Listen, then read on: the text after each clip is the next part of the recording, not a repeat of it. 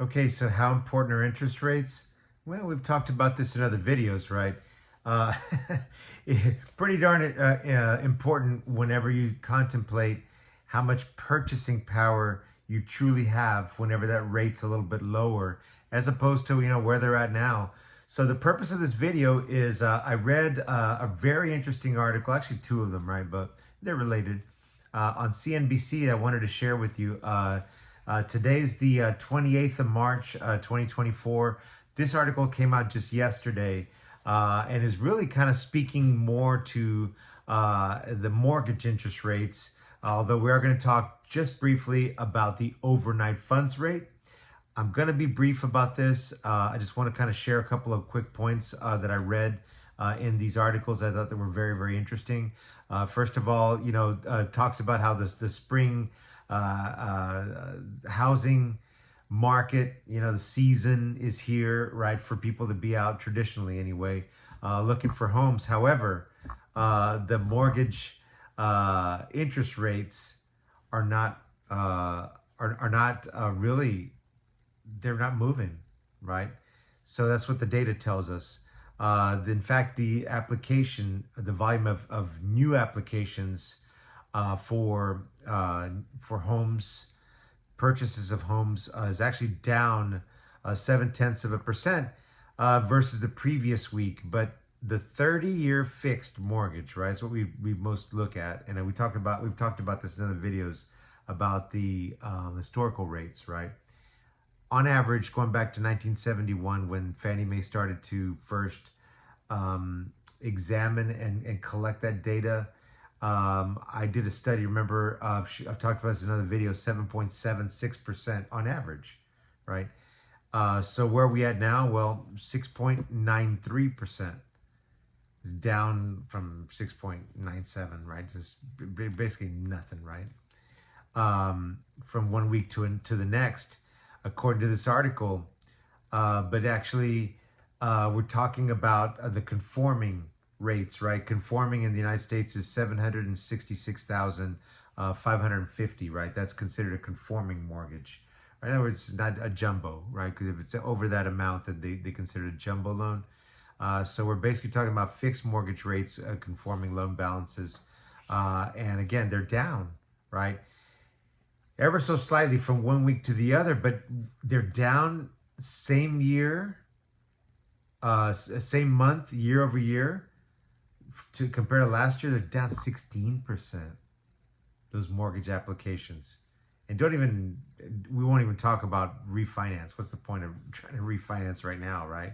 Chances are it's much, much higher than what most people have anyway, right? So the article reminds us that interest rates are driven by the bond market, right? The 10-year treasury yield, right? And the bonds are actually right now waiting for a lot of economic data that's going to drive how those bonds are going to react, right? And if inflation falls a little bit more, and the economy shows signs of weakening, then of course the rates might go lower, right? That means the bond yields are not going to be quite as robust, and that's one signal to lower mortgage interest rates, right? And the forecast is that rate is going to move a little bit lower by the end of 2024, right? They're thinking that it's going to be closer to 6%. Again, if it's 6.93, it's almost a full percentage point. Then it might be lower by the end of this year. Is it going to be by the end of this, by the summer? Highly unlikely, and I'm going to talk about that in just a minute. So there's a related article on also on CNBC from last week. And it was kind of a recap of the meeting of the Fed, right? The Federal Open Market Committee. It's comprised of 19 members, and the chairman is Jerome Powell. And these are the policymakers for the economy here in the United States. Okay, the FOMC, Federal Open Markets Committee. And what the FOMC does is they set the overnight funds rate. What is that? We've talked about this in other videos. It's the rate at which banks loan to one another, right? And It is currently at 5.25 to 5.5%. Now that is the same rate it's been since July of last year, right? And that's around the time, that's when it went flat, right? And they've kept it the same ever since. And by the way, it's the highest in 23 years. So 5.25 to 5.5% is where it's at now, and that's going to drive more the current the loans that are more like economic debt, such as credit cards. It would be auto loans, things of that nature. Um, um, Loans that are variable rate, right? They have variable rates.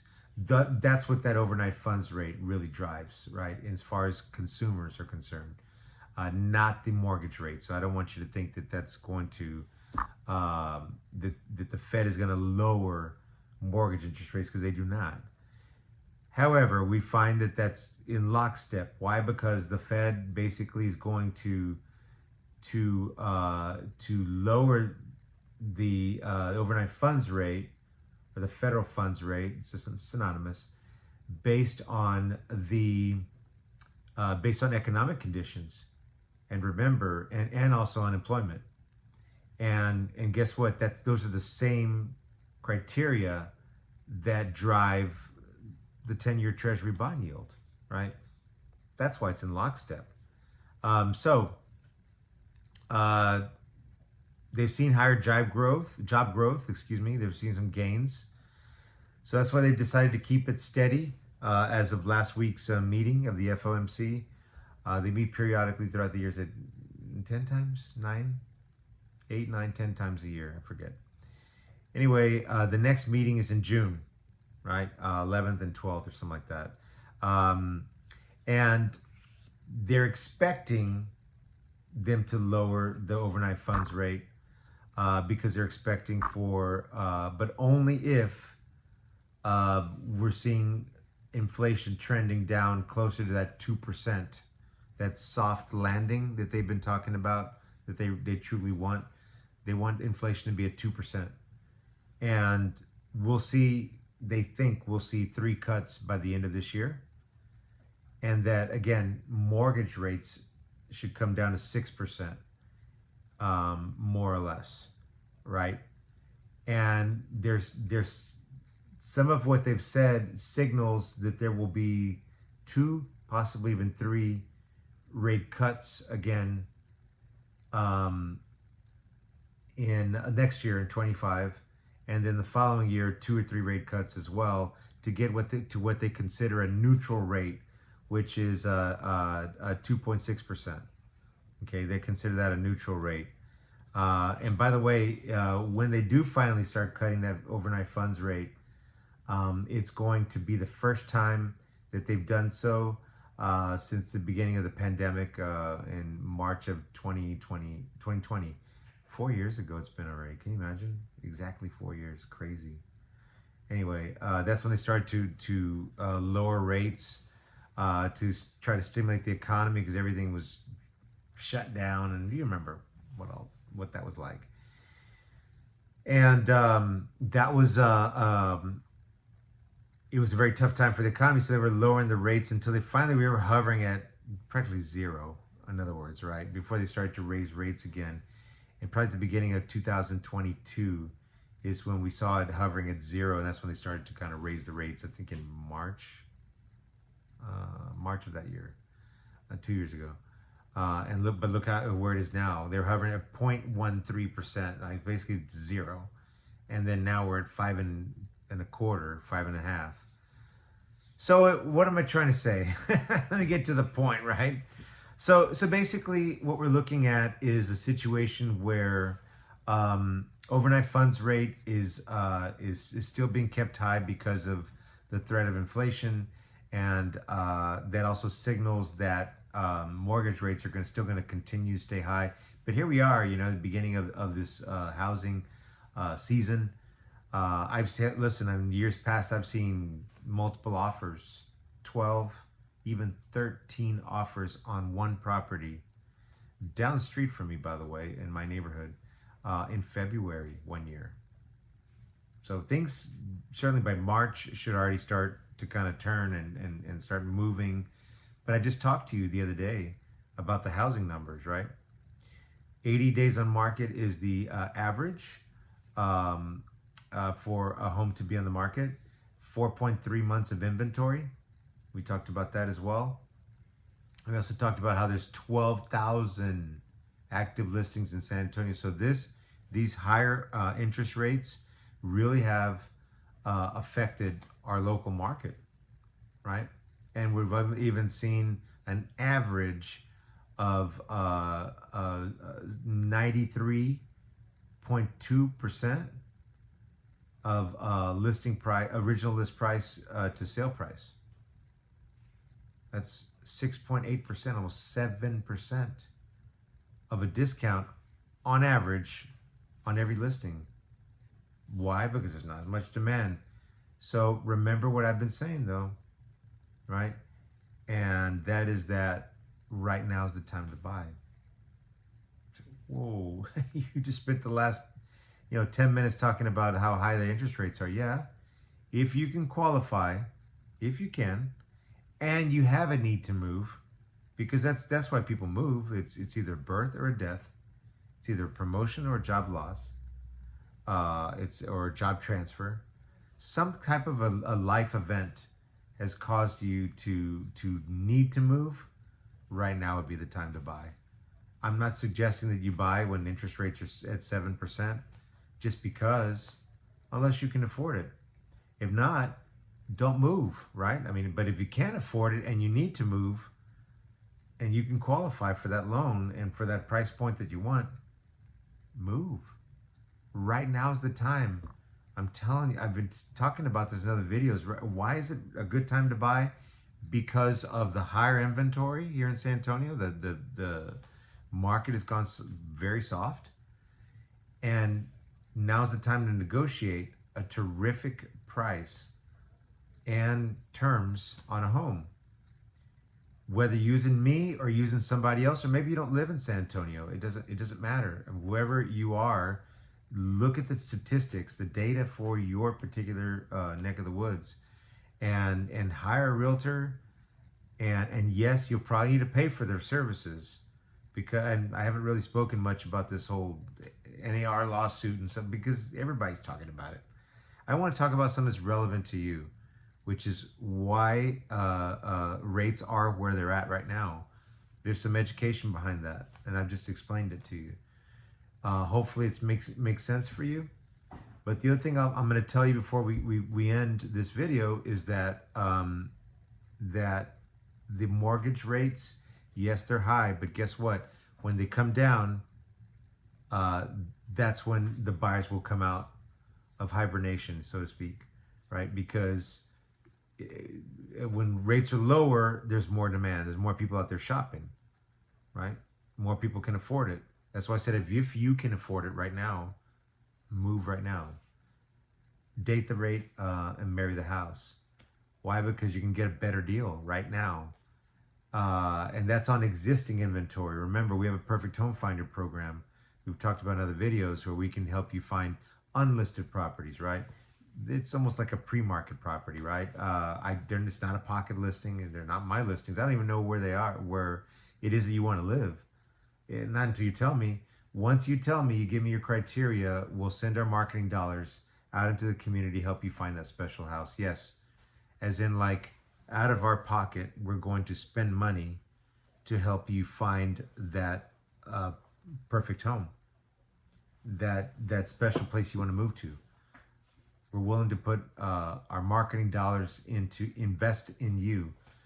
Will you need to pay for our services? Yes, everybody that will represent you as a buyer you'll need to pay for their services starting mid-July. That's when we expect to see those changes take place. I'm not gonna. This video is not about that, but just suffice it to say that it's worth it. Who's gonna write your offer for you? Who's going to tell you that your option period is about to expire to protect your earnest money? Who's going to give you the comps for the area and make sure that you don't overpay for a home? And believe me, if the seller decides not to pay compensation because they want to be cheap about it, number one, nobody works for free. No, when was the last time your boss gave you a project and said, hey, look, Sam, I want for you to do this for me, but I don't want for you to I'm not going to pay you for it. Let's just have you do this one for free. It's not a big deal. Just do it. What would you say? I don't work for free. So why should a buyer's agent work for free, right? So what I'm trying to say is that if sellers want their homes shown, they want them sold, it is good for a good competitive edge. Well, everybody else is haggling over the what they're going to pay or not pay. Well, guess what? You can already be negotiating with the buyer, and because you're already making an offer, a concession. There's what they want us to call it now. It's a concession to the buyer to help them pay for their realtor's services, and so they can have someone in their corner. But they make no mistake about it. If they decide to only offer 1%, thereby saving 2% if it were a 3% deal. And commissions are negotiable. It's not a standard that everybody gets 3%. But let's just say, for example, we've seen it historically be the case. Let's just say 3%, and sellers only offering 1%. That's 2%. You think they're going to lower the price of their home 2%? This lawsuit was supposed to be a way by which it's going to help home buying consumers save on the price of a house, going to bring house prices down. No, it's not. No. That would mean that the sellers have to, out of the goodness of their hearts, lower their sales prices by 2%. Every seller I've ever met in my entire career, every single one of them, it's almost a decade now, every single seller wants more money for their home. Every single one of them. So just keep that in mind. Anyway, so date the rate, marry the house. Reach out to me. My phone number somewhere, either up here in the post or down there in the post. It depends on what platform you're watching this video on. It's 210, the typical San Antonio area code, 376-TALK. That's it. 376-TALK. Just remember that. Very easy to remember, 376-TALK. Give me a call. Ask for my advice, my guidance. I'm happy to help you. And by the way, it's only March, and this is the changes take place in mid-July, so you really could still have the seller pay our compensation for my brokerage with zero out of pocket to you. Again, another compelling reason to want to go ahead and buy a house now. If you have questions, I want for you to reach out to me. Hopefully this has been interesting to you to learn about mortgage interest rates and of course the overnight funds rate. So that's it for now. I want to share this article, the CNBC articles with you, and of course summarize them for you to once again talk to you a little bit more about rates and how important they are, right? Because remember, when the rates come down, the buyers are going to come out, the demand's going to go up. So are the house prices. They will go up because it's supply and demand, simple supply and demand. As the demand goes up, because the rates come down, demand goes up, and so do the house prices. The silliest thing I've heard is when people say, I'm waiting for rates to come down and for house prices to go down. No, it's not going to happen concurrently. It doesn't happen. One has to come up, and one goes down as one goes up. It's like this. Right? As one goes down, one goes up, right? So as interest rates go up, the demand goes down, right? And so do the house prices. I just talked about that, about the discounts on the houses, right? On the average. So keep that in mind. Again, I love to be a resource to the public and to educate my audience. So hopefully you found this interesting. Once again, my name is Bert Tade. I'm the broker owner of Santino Properties LLC, a boutique real estate brokerage that's helping buyers and sellers in this competitive San Antonio marketplace through the effective and unique use of marketing. So that's it for now. I hopefully you found this video interesting, and I look forward to speaking to you very, very soon.